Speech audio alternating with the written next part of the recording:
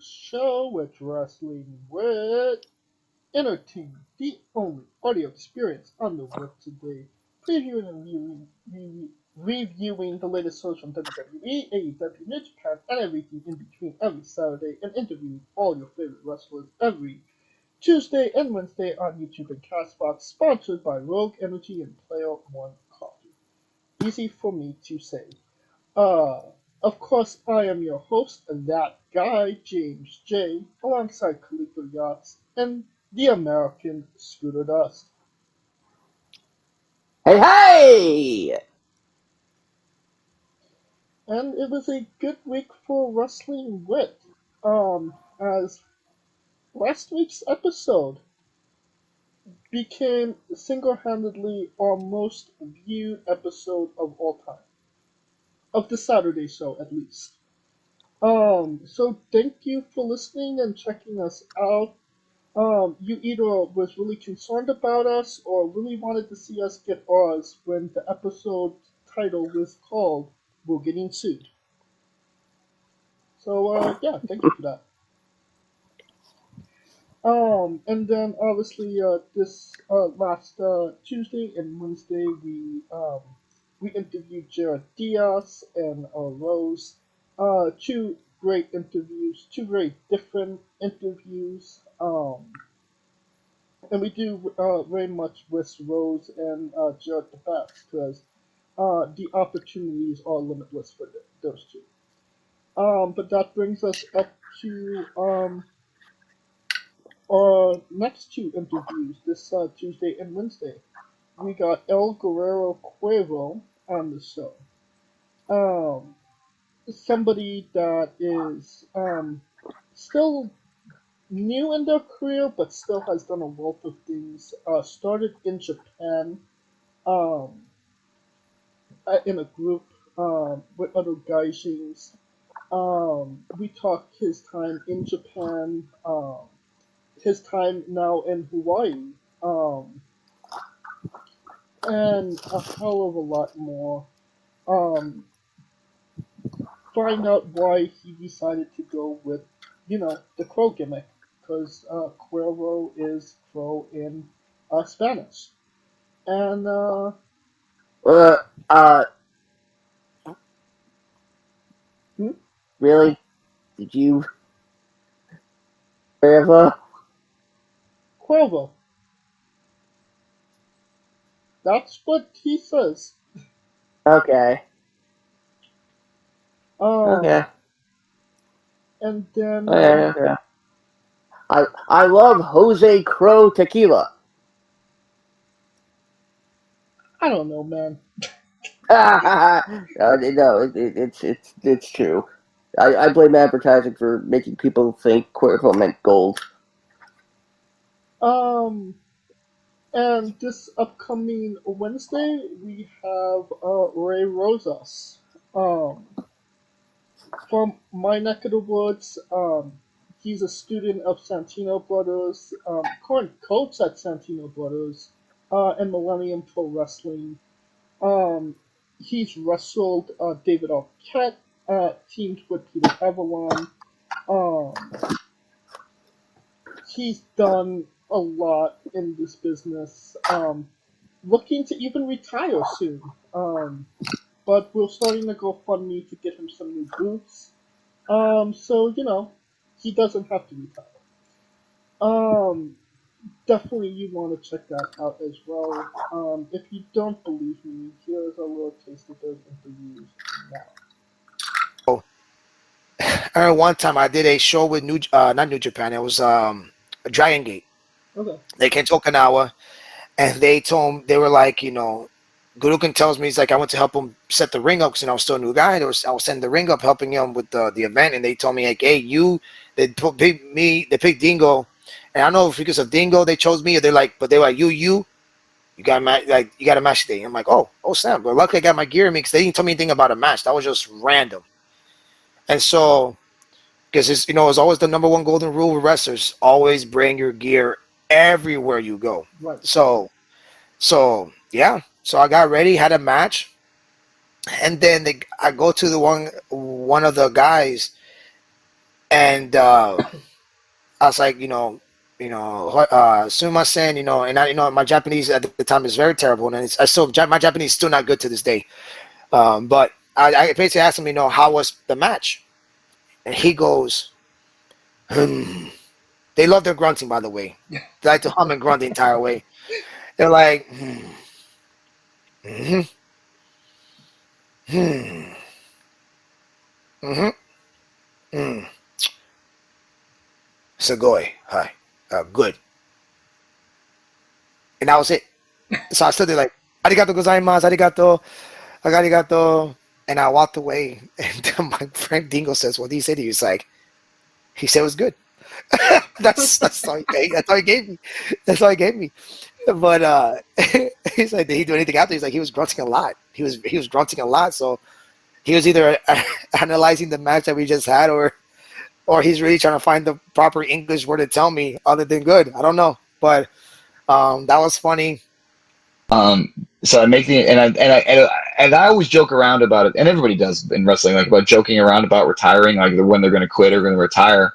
And people always kind of call you out on that, like, oh, you're not, or you keep saying it all the time. Especially me, I say it all the time. Right.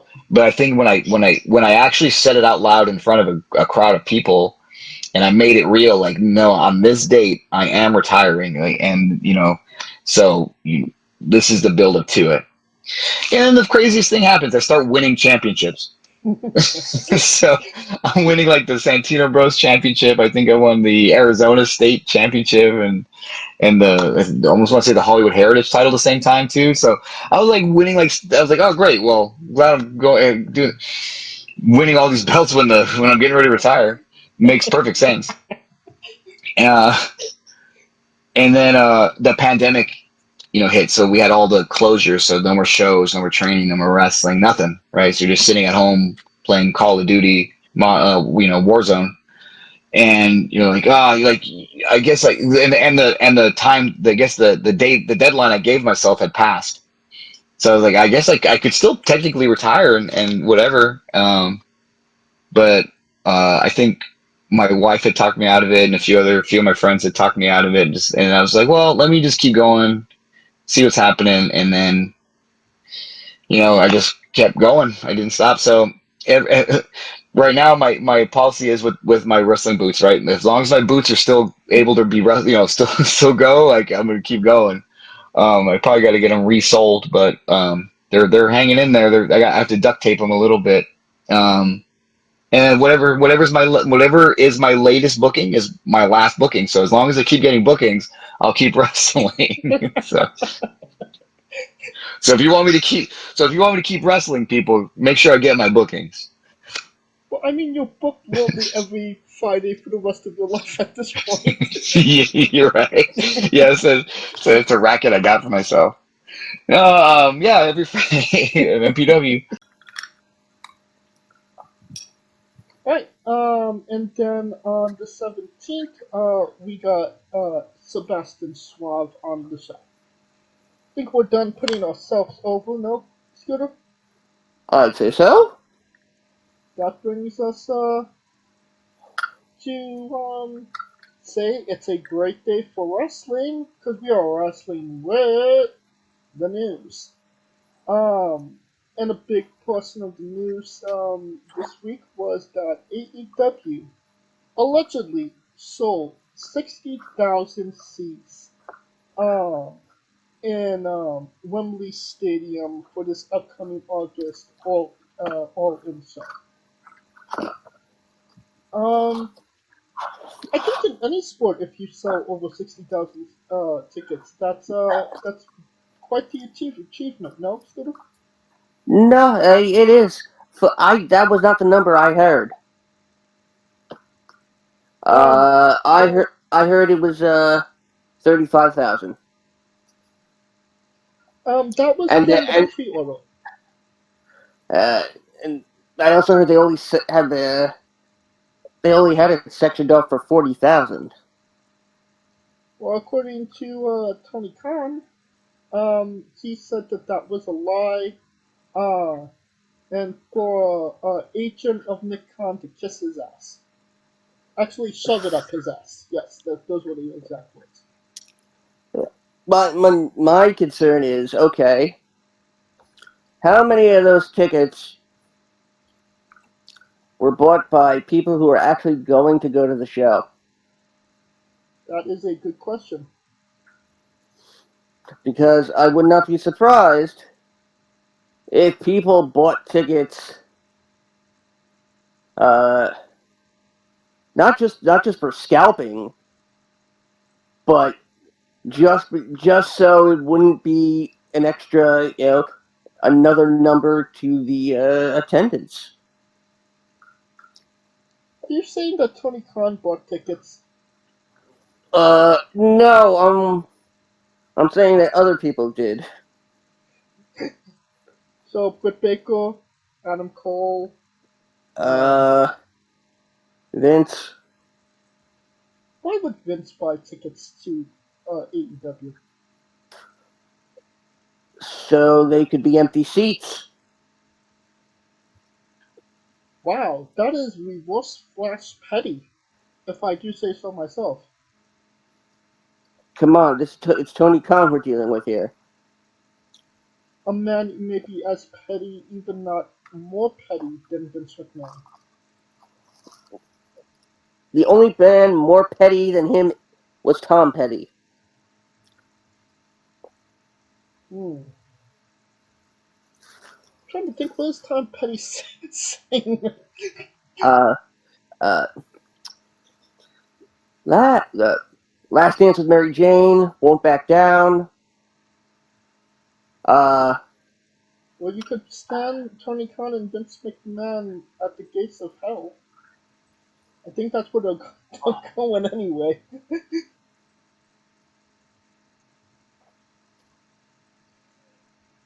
Oh, dang it, now I'm Free Falling. That's it. Oh, okay.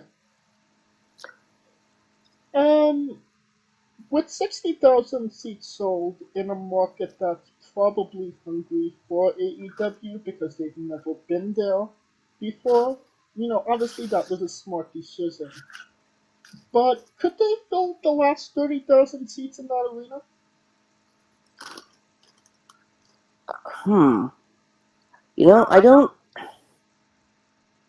I don't think so. Because you gotta think of it from the fans' point of view.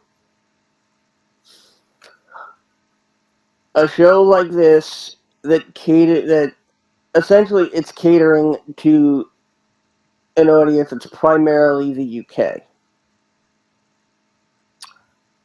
So I doubt that the US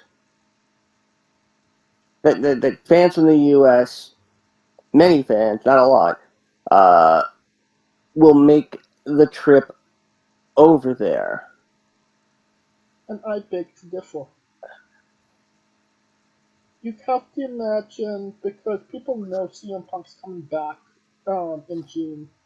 The whole the whole city of Chicago will be in attendance. I don't have the exact populations of Chicago, but they're gonna be there.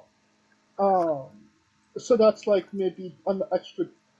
That's maybe 30 of the 60,000 that they already sold. Um, Maybe a small portion of where's MJF from?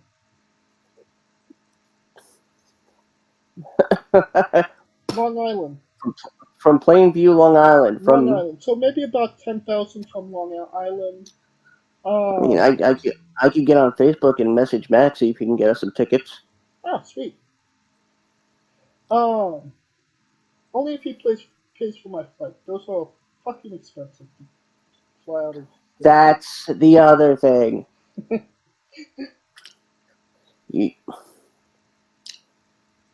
A flight, especially at that time of the year, right around Labor Day, that's gonna be hella expensive. you don't get it like today. Right. I believe you're closer to the UK than I am in California. Yes. I don't think airlines go through Asia and Europe to get to the UK from California. Yeah. And the crazy thing about this is, no matches have been confirmed. Nobody is confirmed for this show as of right now. Could we, or the UK fans are just buying tickets for a good time for so they could sing "Sweet Caroline" and the Bailey song, or if when this card is actually put out and it's maybe a little lackluster than they expect it to be, we'll see more empty seats. Uh, I I um I gotta err on the I gotta play devil's advocate here because I would bet a majority of those tickets were in fact bought by resellers. Um, there's a number bought by official resellers, a number bought by unofficial resellers, and the rest that were bought by people who will look to resell them once the card is announced. Hmm. So they're kind of gambling with the fact that if Punk and Omega are the main event, then they're gonna get 100% return profit. Yes. For example, I'm just putting a random number here. Say somebody bought a ticket for $500, not knowing what any of the matches were. Let's say first week of August, it's announced Punk Omega. Rush for tickets. This guy lists his ticket at $1,000. It'll sell within 5 minutes, if not less.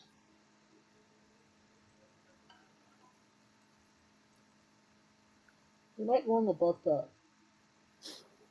I mean, it's like it's the same with the shoes, and I never understood that shoe drops. Hmm. Will people just wait in line to get shoes? Well, that and they use bots to scalp tickets before anybody else can get them. Right. Those damn bots. Because I'm betting that there isn't a limit on the amount of tickets one person can buy. I haven't been on the website, but I'm assuming there isn't. I mean, for stuff like this, normally you probably want to say, no more than 4 tickets per person or per registered address or IP address. That's something Tony Khan should honestly be familiar with, given given the Jaguars, but it it it remains to be seen. I still don't think any of the card will be Wembley worthy except for Punk and Omega. Right. And I just mean that it has to be. Well, alright, if we're getting into speculations on what other matches would be, I would imagine Darby versus um Max MJF would be an interesting draw. Considering the Four Pillars matches this upcoming month, in a couple of weeks, and if they continue to build that story after Double or Nothing, it could have some payoff if they pull the trigger at Wimbledon. They're gonna. I will tell you this. They are going to go with MJF and Wardlow. It's not a draw though, considering how they've been booking Wardlow. Considering that they're getting Wardlow back to his old self. Yeah, I'd say so. I'd say it's definitely a draw as the undercard.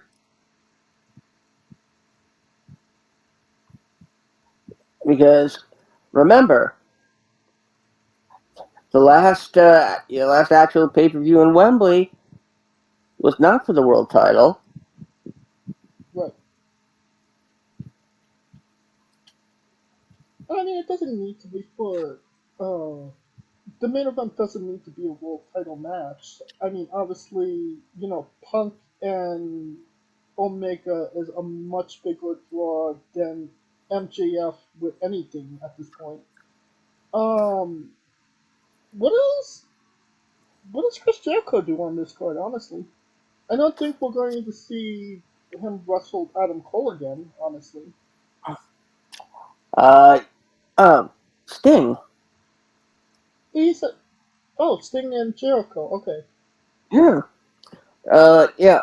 I don't see why not, and I can't imagine any time being better.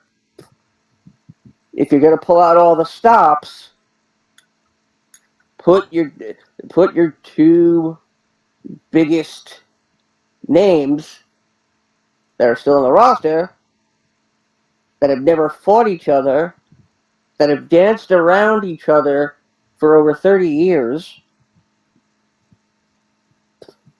and you book a Sting and Jericho is a once in a lifetime match. I what if mean, they get Goldberg though? whose lifetime though? That's another question. Uh, they won't get Goldberg, even though we did speculate uh, that about Goldberg potentially being a way for them to draw an even bigger crowd. I mean, hell, if they do somehow manage to get Goldberg, then you job him out to Wardlow. Oh God, would No, he even literally, go for that? he might not be able to do anything else. I mean, I mean, nobody's we see. expecting like a 5-star classic in the Tokyo Dome type match, but I No, imagine that he's going to want to do something. um, it's if they get Goldberg, and they should do Goldberg Wardlow, and it should be an almost exact copy of Survivor Series 2016, except this time the part of Brock Lesnar will be played by Goldberg, and the part of Goldberg will be played by Wardlow. Yeah, I don't think Goldberg would go for that, honestly. But stranger things have happened. Okay. All right, Goldberg MJF for the AEW Championship. It will now happen. I didn't want to say it. Wow, retiring as the AEW World Champion. What a hell of a thing. And then we'll get another new AEW championship. The AEW Multiverse Championship. Hey, what about a rematch? Goldberg versus Bret Hart. No. No, I mean MJF Goldberg. I mean, come on, the two most popular Jews in wrestling. I mean, a Torah on a pole match. Yeah. You know. Oh my God.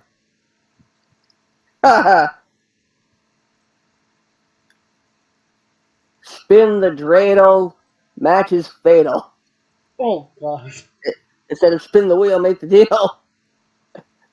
And there's match stipulations on the dreidel.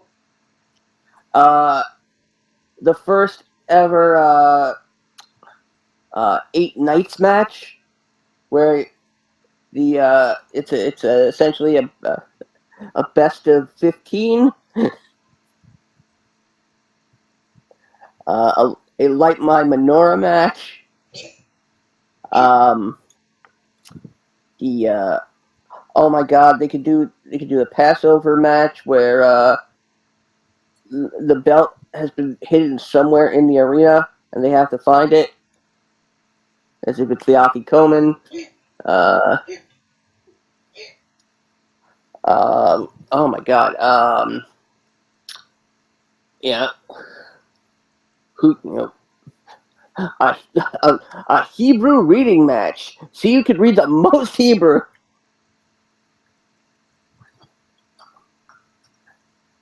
God.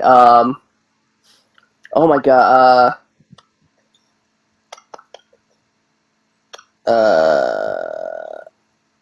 Oh.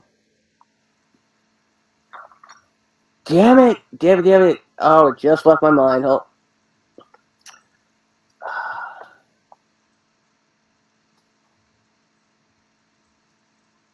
Haben Nagila match. The horror match.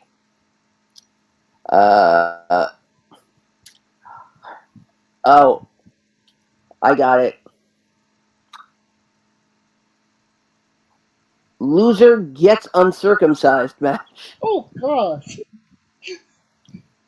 Will you stop it? Alright, fine. Loser gets recircumcised match. Ooh. I mean, come on. MJF and Goldberg has the potential to do at least, 5 out of 4 skins. Staying on the topic of Wembley. God, I wish we had the Discord soundboard right now. There was a poster released 100 years of Wembley Stadium, and Bret Hart and the British Bulldog were not featured on said poster, which kind of left a lot of fans and some other wrestlers upset at the exclusion. When you think of Wembley Stadium, you have to at least include Bret Hart and British Bulldog, no? Oh, yes, absolutely. I say so. Okay. Absolutely. I mean, it's the most famous main event of wrestling, to ever happen in England.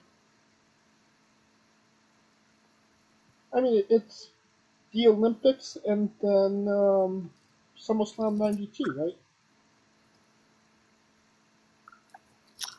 And then, of course, the Raw in Manchester, which was nowhere near Wembley, where AJ Styles won his first WWE Championship. believe that was the first time the championship changed hands, and And it's in England. Yep. yeah, In the UK. Yep. it's crazy when Rio de Janeiro gets a title change before England does.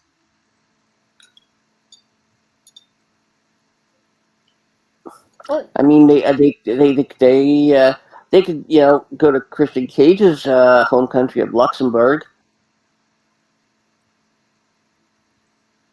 Where is And Christian? they you don't remember when Christian was arguing that he should get a shot at the European Championship, and he spits out the top of it. Yeah, I should get a shot. I'm 1/32nd Luxembourgian. I do not, but that sounds like something Christian would say for sure. I mean, yeah. I mean, they do the show in Luxembourg. They can wrestle in front of the Statue of Liberty. Probably. Well, that's Yeah. actually a great segue. WWE was in Paris, France this week. And Baron Corbin got cheered. Could we start? Could we stop calling Montreal Bizarro Land and start calling Paris Bizarro Land? Hold on, I gotta check the weather report. I gotta see how cold it was in hell.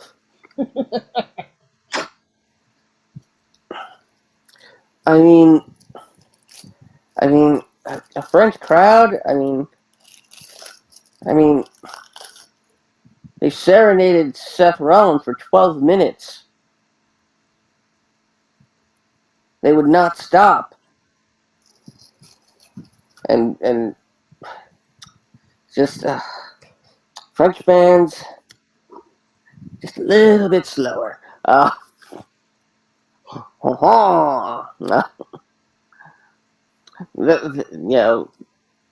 They're always eating their omelette du fromages. About that? I mean, it looked it. Maurice Chevalier. Oh, peanut butter parfait. No, this Stones. You first. It does look like Corbin's gonna is finally getting a program. It looks like he's gonna be Cameron Grimes' first feud. Well, I believe I've been talking about that for what, the last 3 months when JBL was still managing Baron Yep. Corbin. Oh, Cameron Grimes, the loan shark.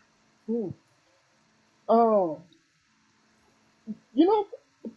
maybe the fans in France were maybe a little confused. He's not an actual Baron. No, I'm an actual Baron. What are you burying?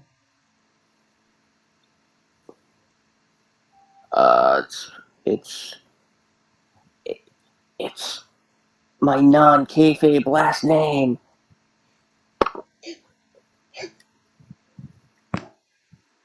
Alright. I'm not kidding. That's the name on my birth certificate. AEW, always for controversy. There's a T-shirt on Yes. AEW shop of Britt Baker with a black eye. And I can't even believe we're actually talking about this, but it's a hot topic debate, and it's also available at Hot Topic stores. this is correct, unfortunately. My problem with the shirt is there's no context for why she's on the T-shirt. It's her with a black eye. Doesn't say Britt Baker. It doesn't say anything indicating that it's AEW, or it could be Uh, misinterpreted by anybody that's not a wrestling fan. No? yes, absolutely. Uh, Britt Baker addressed the controversy. She said, I was very surprised when I posted a picture of my black eye on social media. It got almost 100,000 likes saying that I'm tough and I'm a badass. And wow, this girl, she's strong. It's empowering. But then it went on a shirt. It was really problematic, and that was so confusing to me. Because why? If I'm on a shirt with a black eye, why does that make me weak? Why does that make me a victim? But if a man or Chris Jericho, a man or Chris Jericho, had a black eye, they would have been seen as tough, and they would be a badass. To me, it's showing the internal narrative that what people are saying about women, and that's they're not as strong and tough as the men.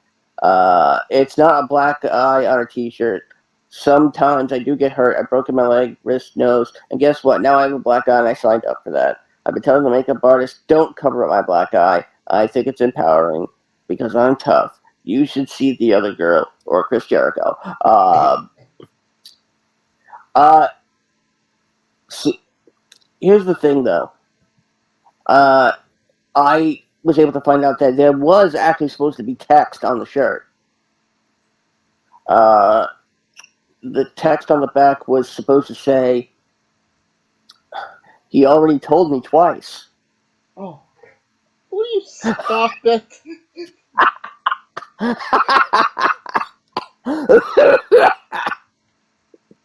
Oh, I'm so lonely. So, I'm not even gonna say hindsight. It's just a I really mean, I bad mean, idea to have ever decided to put that picture on I a mean, shirt, no? I mean, in hindsight or in any sight, Stevie Wonder Vision. uh, she just needs the glasses and the King Cobra head sway, and I'm doing it, and I remembered that people can't see me. That's, that's why we're an audio experience.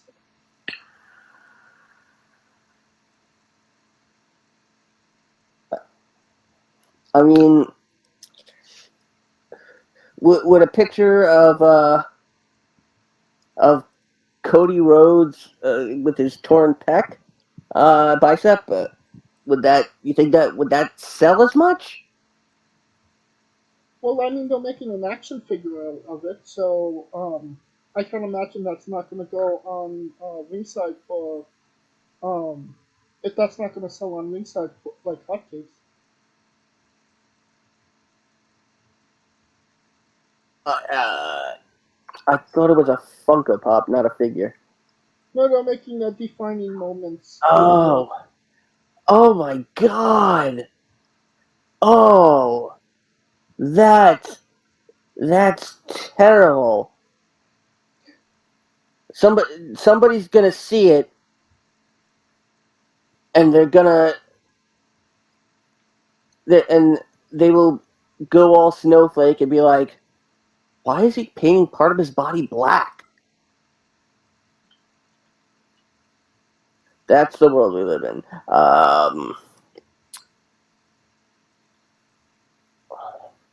But a friend of mine came to me and said that no, there's no way this shirt could have been authorized.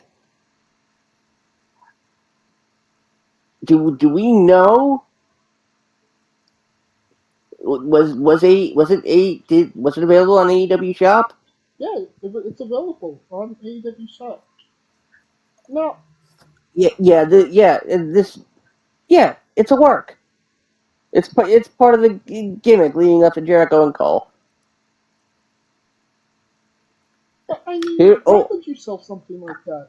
I mean, wait a it minute. wasn't like the black guy in the ring. There's literally like an apartment behind her.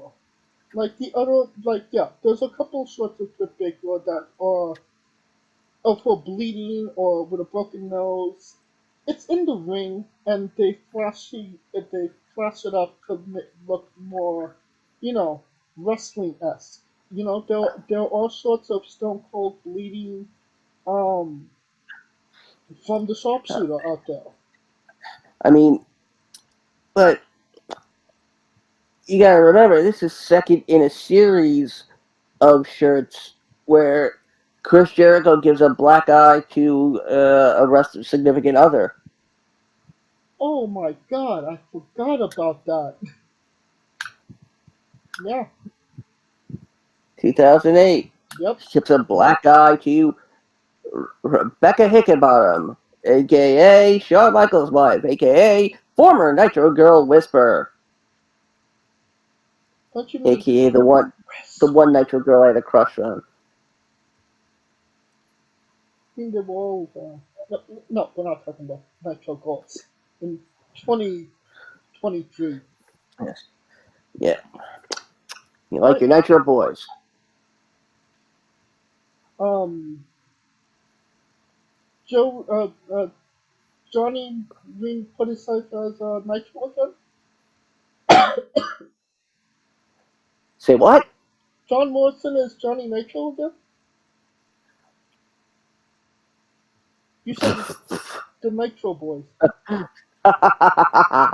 Ha ha! Clever girl. Do not call me Gold, pal. Okay, Shirley. Um, let's stay on the topic of AEW. Leva Bates, Leva AEW. She was an original. But now she's allowed to wear blue pants again. She Um, levitated right out of there. yep.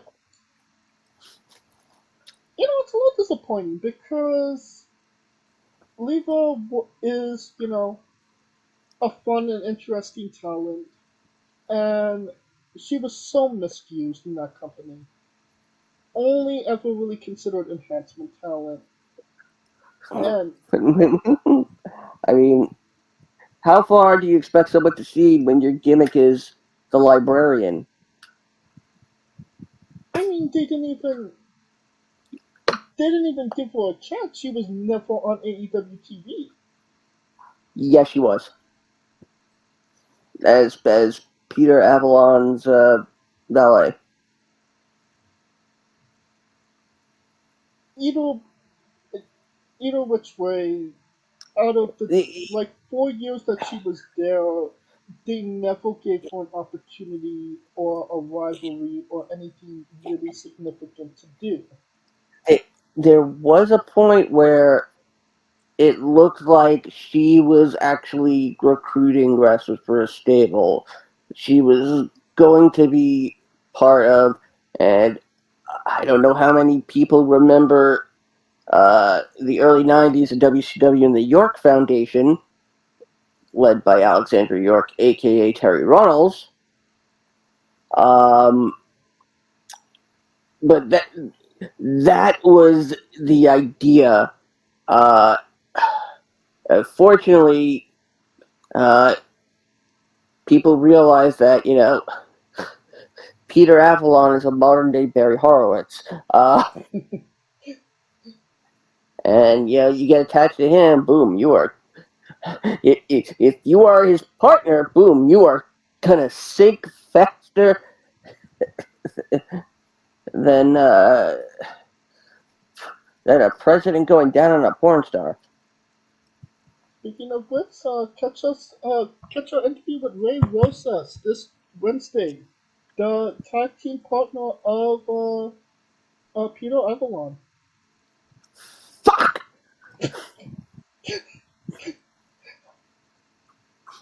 Scooter will not be in attendance for Okay, that this I show can't.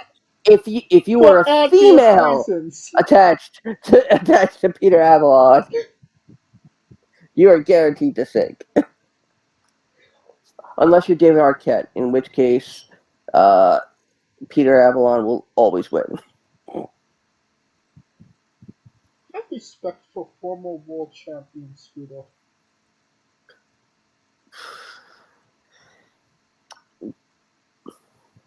Oh, Alright, back on Leva, is, do, does she just stay on the independents? Is there maybe a possible second WWE run in her? The return of Blue Pants, the revenge I of Blue mean, Pants. or It's been so long, they're purple aquamarine pants pants, now. cerulean Mm. pants. Possible tag team with Gigi, Blue Pants, red hair. I mean, they could give her a gimmick where she has IBS, and they could call her Brown Pants. Basically, they can make her another Natalia. Nobody remembers when Natalia had the fart gimmick. I think we're all just trying to forget it, honestly. Hey, just know that somewhere in this world, there's a fan still getting off to that. Oh, will you stop it?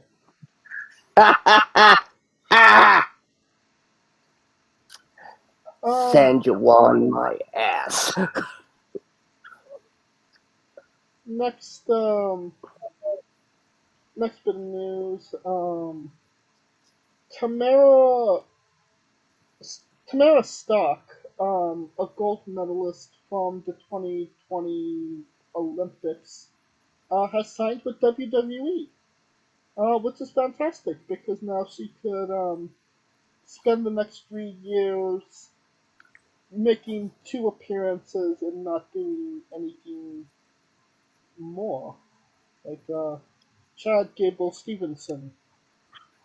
And they can finally say, "Hey, this is our most successful Tammy." Well, could it, if they do actually put her on TV, could it work?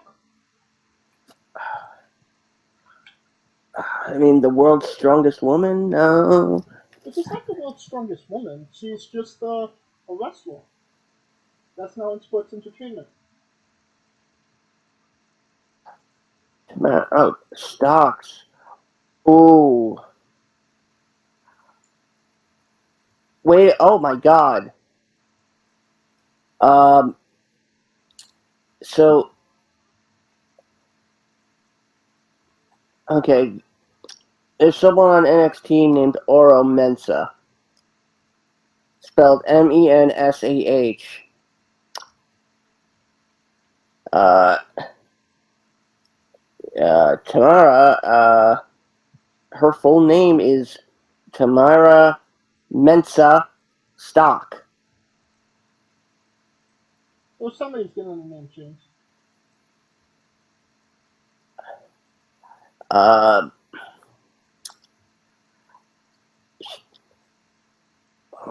she's also probably one of the most successful African American female athletes. Eat your heart out, Bianca Belair. I mean, that's that's a feud right there, especially if they do something based on how both women have achieved great feats of strength and endurance.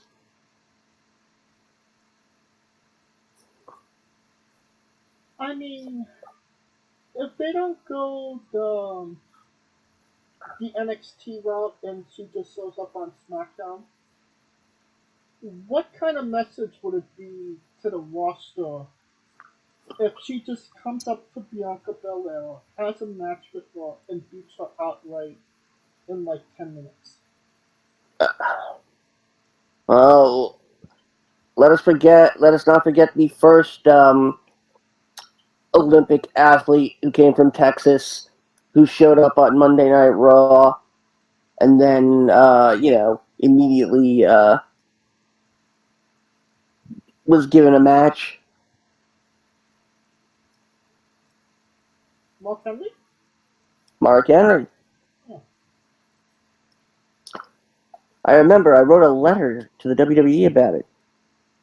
Like, say, keep in mind, I'm a 10-year-old kid saying, "Yeah, you should hire me, because I'm 10. Like, wait, hey, but Mark Henry doesn't have training.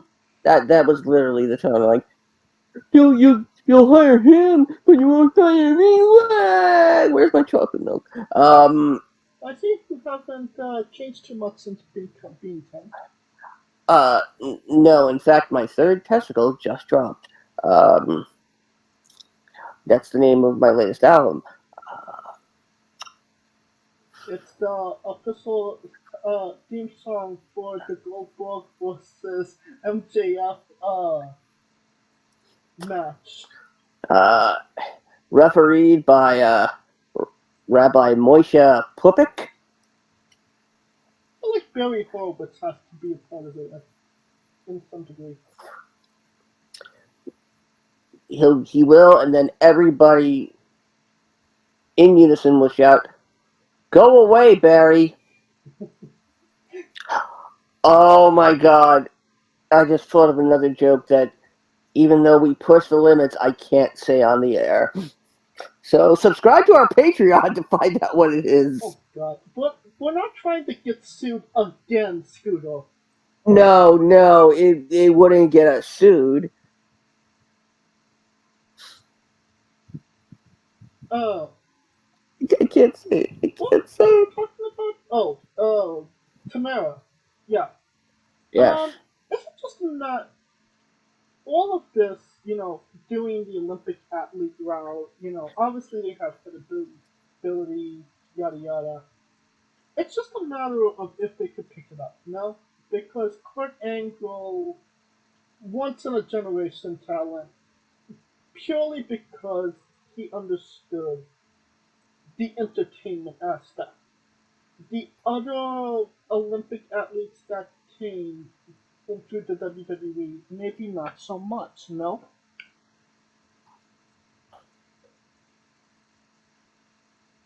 I mean, even if she takes to it like a natural, they're not going to fast track her as fast as they did with Kurt and with Mark Henry. I mean, they could go faster than Gable at this point. And that has to do with contractual obligations pertaining to the Olympics. This is why we didn't see a lot of Kurt Angle until late 97,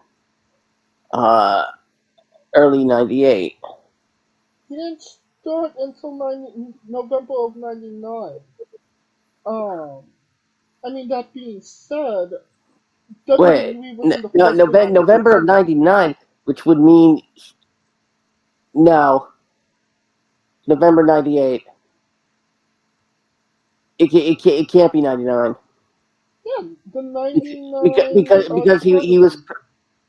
he was promoting his undefeated streak, and then he went against Taz 2 months later.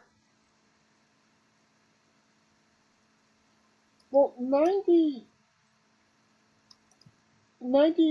it was Survivor Series 99 because 98 was the Dudley Game tournament. Angle made his first appearance at a professional wrestling event in 96, signed with the World Wrestling Federation in 1998. But where was his first match? Debut August 20th, 1998.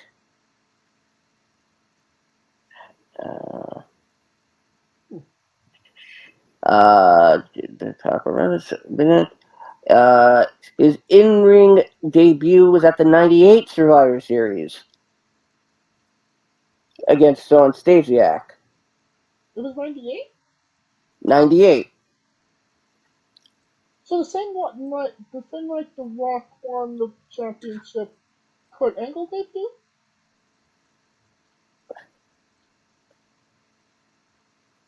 Uh,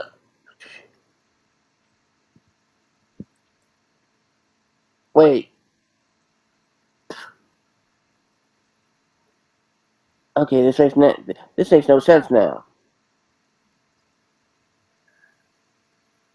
I got we're getting off topic. It was the night Big Show won the title.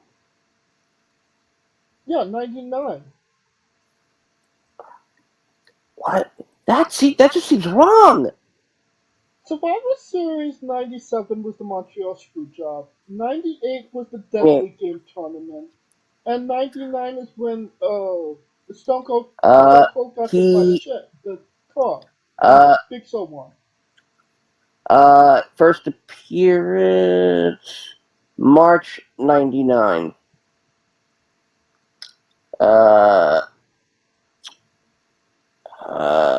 He had a dark match with Owen 2 weeks before Over the Edge.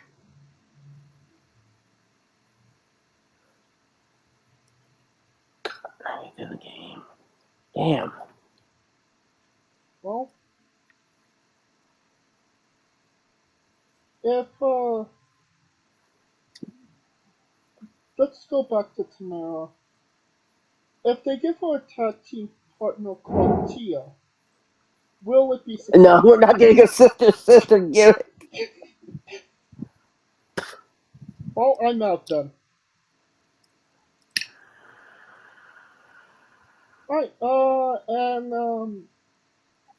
if you believe in rumor and innuendo, which you probably do, the Royal Rumble this year next year, will be in Orlando, Florida. I believe at the Citrus Bowl. Yeah, because Orlando doesn't have enough wrestling events. They need more. This would be the first time the Royal Rumble would be in a football arena, no?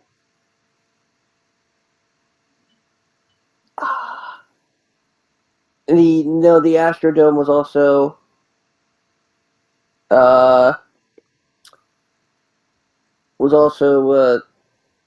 where the Houston Oilers originally played, I believe.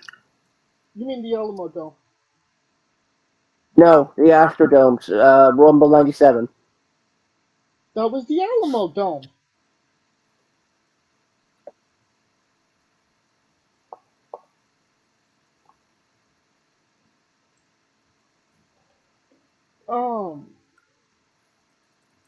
What was I going to say?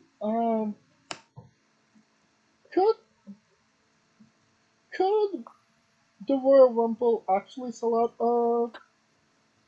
a football arena?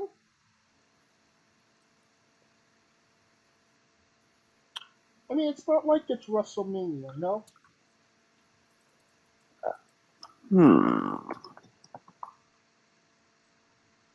Could it sell out a football arena? A flag football arena? A paper football arena? I mean, it's proven that they could do at least 50,000 for the Royal Rumble. But could they do 60 plus?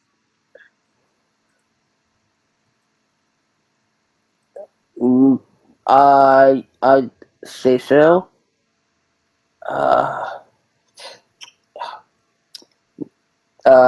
95 Tampa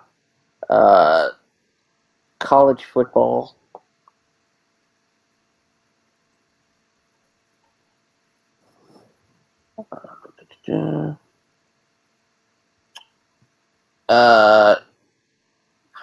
Basketball stadium.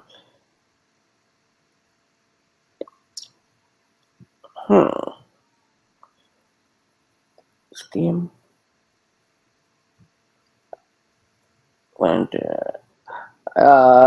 2016 Orlando Amway Center Arena football.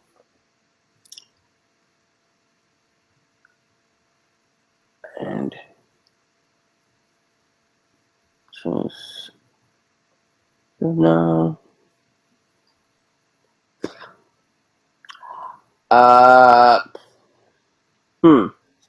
If they sell a football stadium, if they can do a baseball stadium, they can do a football. I don't know. I mean, I don't think Orlando would be the place to do it though. Well, they're definitely doing it, so. I would.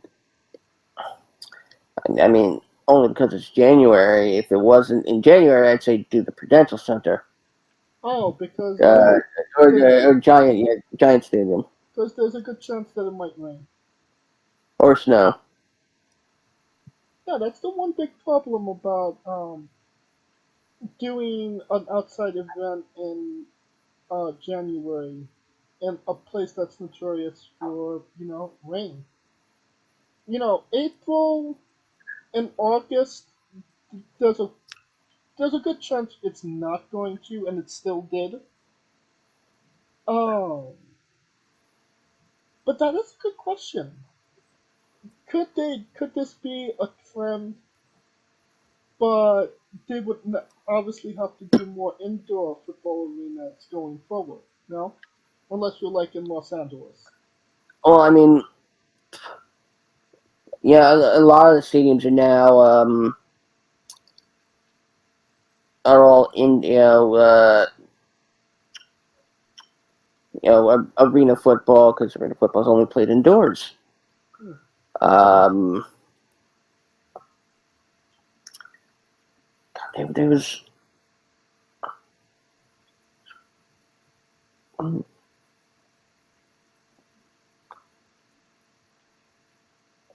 know there's. You don't ever see Survivor Series in a football arena?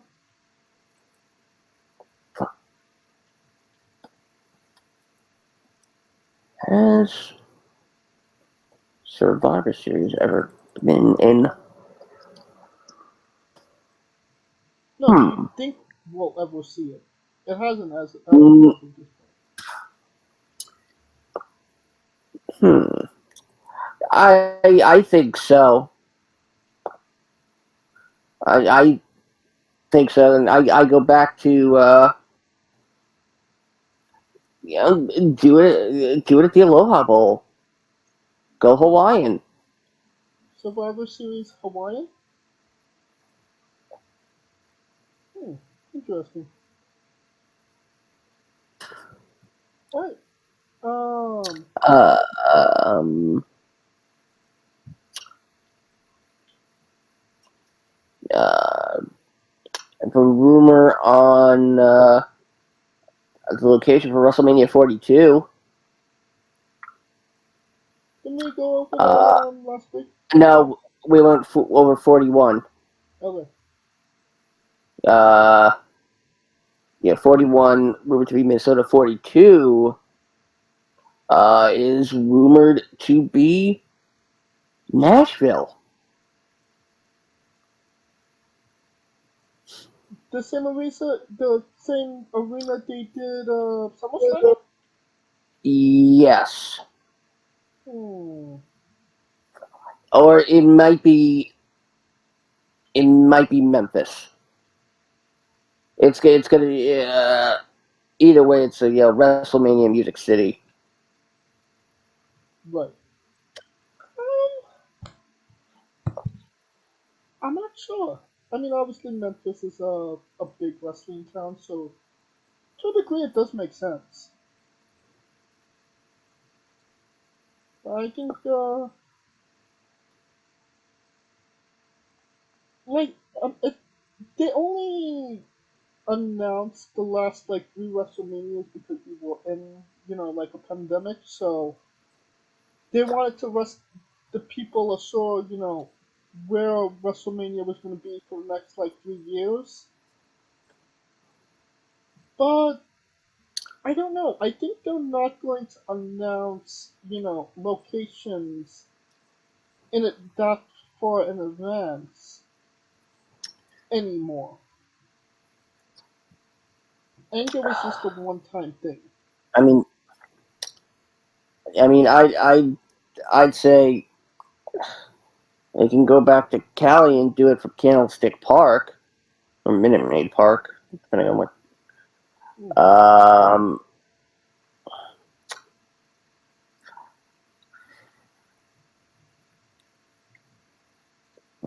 Qualcomm. The two, you know what? I think there's 3 cities that could probably sell out a Royal Rumble. The only part is their potential terrible weather in January in these locations. Lambeau Field in Green Bay, Wisconsin, Soldier Field in Chicago, and Lucas Oil Stadium in Indianapolis. Hosted the 46th Super Bowl when when my Giants beat the cheating Patriots. Fuck those Patriots. Alright, let's get into the draft, because it's now complete. There was some, okay, that works. Okay, this is interesting. But then there were just a few where it's just, aren't they just putting all of SmackDown on Raw and all of Raw on SmackDown at this point?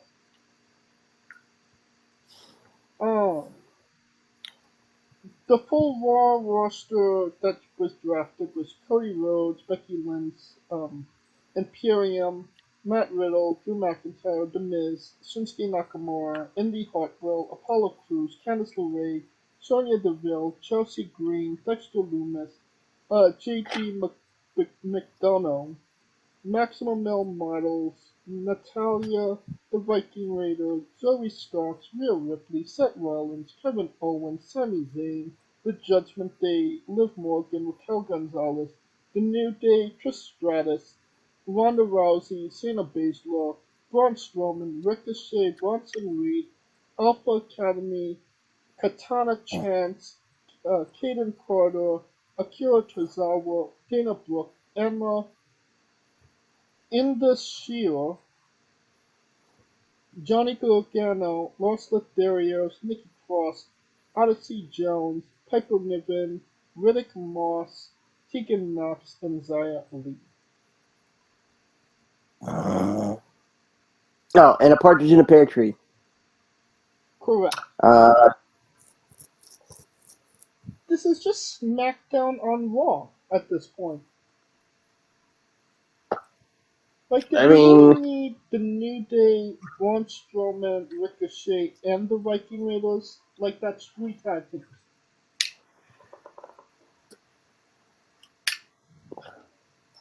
I mean, considering the fact that we're not getting new tag team champions, that we're getting the new WWE World Champion,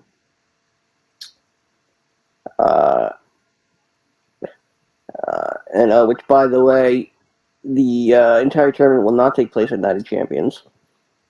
I believe the last match takes place at Night of Champions. It's either the last match, or the last 3. Right.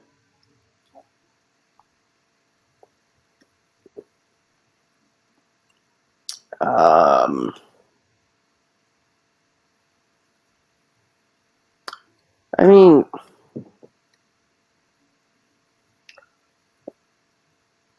honestly, I think this would be I think this would have gone over a lot better if there was a legit third brand involved. Well, I mean, more than a few NXT wrestlers were drafted.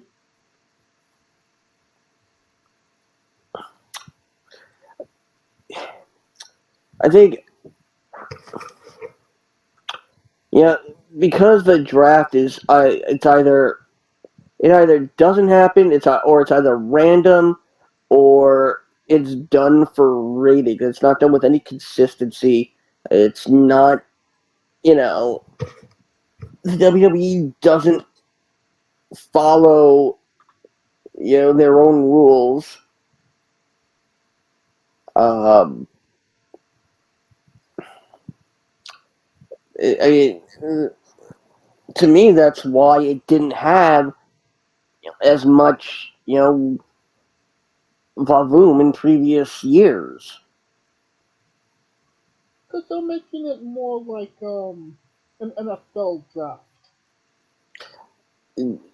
which is okay, except if that was then NXT should have its own draft. My Like, my thing of it is, why did it have to be two nights? Why did it have to be SmackDown and Raw? Why can't it just be SmackDown and or Raw and just do it in one go? And whoever wasn't the drafted on the show, afterwards, just announce it on Twitter or SmackDown Lockdown or whatever they call it. because they've always done it where Raw gets more because Raw's a 3-hour show. Now, I would say, should they do the draft as a separate show? Hmm. Yeah, why not?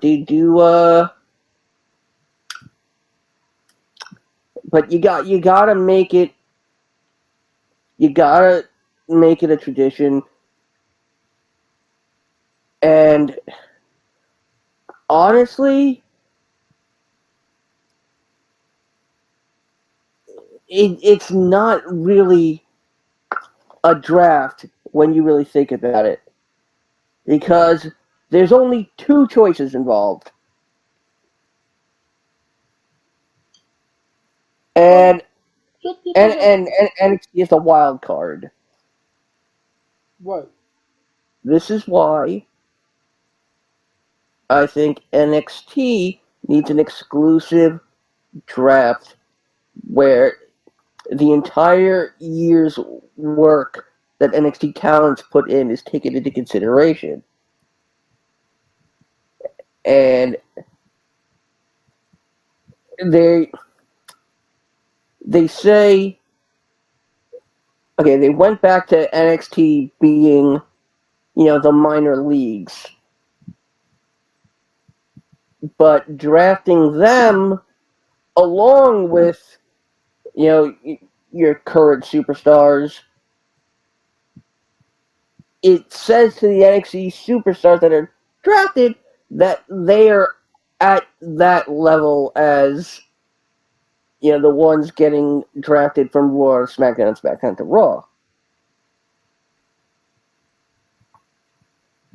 Should some of the roster have been drafted to NXT?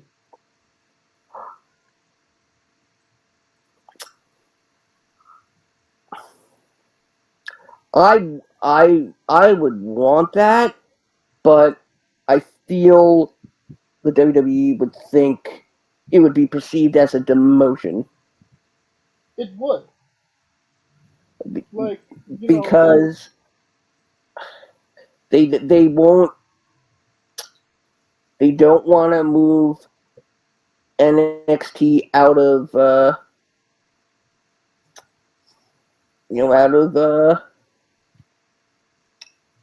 Orlando when it comes to TV. which They never has at this point. yeah, it's never been anywhere else. No. So to say it's a legitimate third brand, that's a misnomer. I mean, at this point, reset the entire roster and go from scratch. And say no. Now nobody's on a show. People have to fight and earn their way onto the show. Yes, actually. I thought that should be an NXT gimmick show for a while.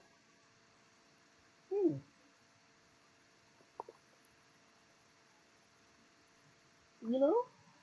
I mean, it's not a bad idea, but what are your thoughts on the free, and we talked a little bit about this last week, the free agent gimmick, where if you wasn't drafted to one show, you're allowed to be on another. That was not how I understood it as it was explained. It's that a few talent were actually drafted to be free agents. Which means nobody cares about them enough to put them on a roster, so they'll just show up where they're needed. Yes, but let's be honest. Nobody needs Von Wagner anywhere. Yes, in life. Dolph Ziggler, Mustafa Ali, that guy's been a floater for years at this point. Almost. This actually could be a good thing for him, where he's not contained on one show, and you could actually, feature him on one show, and when he's not needed on that show, he'll go to another show. So it might actually play to his advantage, no? Yeah, I'd say so. And I'm gonna say this now because it's gonna happen. Because they're going the way of the Great Khali with him. Omos, before the end of the year, will be world champion.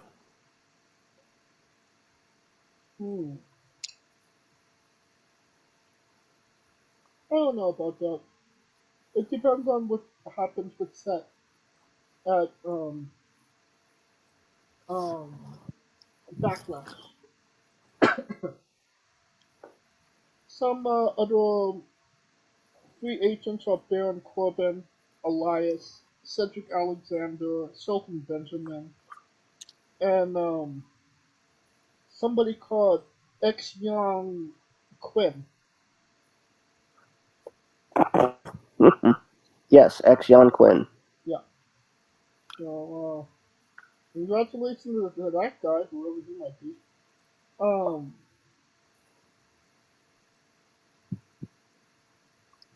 don't know. The the draft was just there this year, in all honesty. Why put half the roster of SmackDown on Raw? And there's just no reason for it. And it's just SmackDown on Raw and Raw on SmackDown. Like, just draft like at least at least 10 people and call it a day. You don't need to draft the whole effing um, roster. It's not needed. It's just to make it look more important than it actually is. Alright, any last thoughts on the draft? No. Alright. Then I believe we are done with this episode. And join us this next Saturday as we review WWE Backlash from San Juan, Puerto Rico. You definitely don't want to miss that. For now, thank you for listening. If you like what we're doing, please like, subscribe, comment on YouTube and Castbox. Join us this Tuesday and Wednesday as we interview El Guerrero Cuervo and this Wednesday Ray Rosas. Follow the show at Wrestling with E, but on Twitter and Instagram for information on who we're interviewing, when we're interviewing them, links to those interviews, and so much more. And you can follow me personally at JamesJ993. Where can they find Scooter? As always, find me on Twitter at ScooterDust.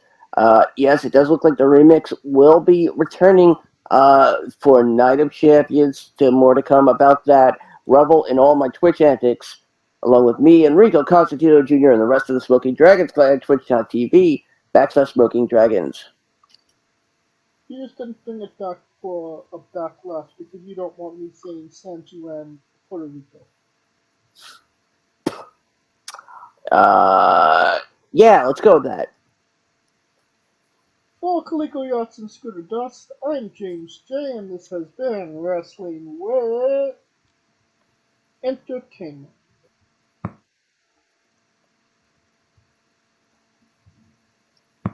Hey folks, this is the Colossal Mike Law, and you are listening to Wrestling with Entertainment.